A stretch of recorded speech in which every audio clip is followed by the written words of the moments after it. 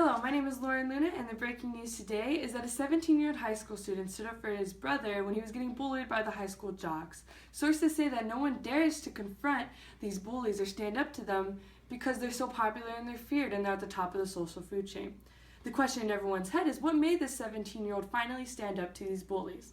If you ask me, I would say that the whole reason that the 17-year-old stood up to him was basically because his brother was the one getting bullied. I feel that people get more courage when things affect them personally, no matter who is telling them no or who's persecuting them. And others may not agree with me, but there are two characters in two different stories who went through similar things to help prove that this is what makes people truly stand up. Let's go to our book specialist to get further details.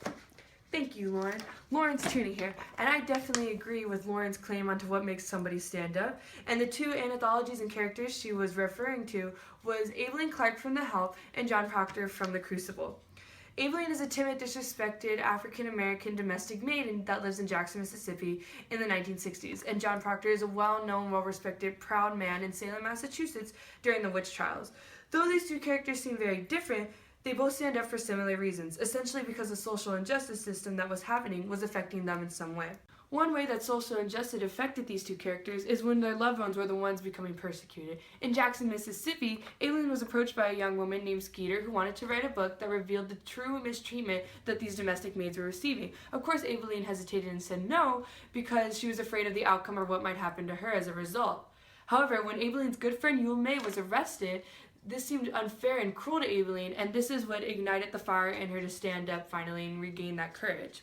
A quote from the book reads, "She was arrested on Monday, in the pen on Tuesday. They say the whole trial took 15 minutes. Yule May was only short $75 of the tuition. She asked Miss Hilly for a loan, and she said no. Miss Skeeter, I'm going to help you with the stories." This can be found on page 297.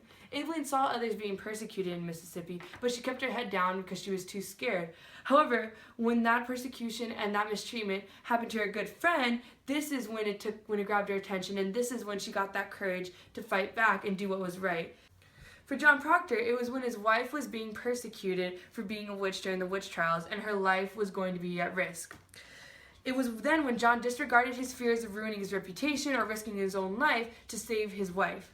Of course, because he was well known, he didn't want to thrash his own reputation, but he then realized that that was the only way to save her life. A quote from the book reads, "God help me. I lusted, and there is a promise in such sweat, but it is a whore's vengeance, and you must see it. I set myself entirely in your hands. I know you must see it now. My wife is innocent, except she know a whore when she see one."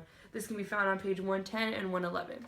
So this just shows that all the fears of him ruining his reputation and all the fears of him, of what other people might think of him, were abandoned when it came to saving his wife's life.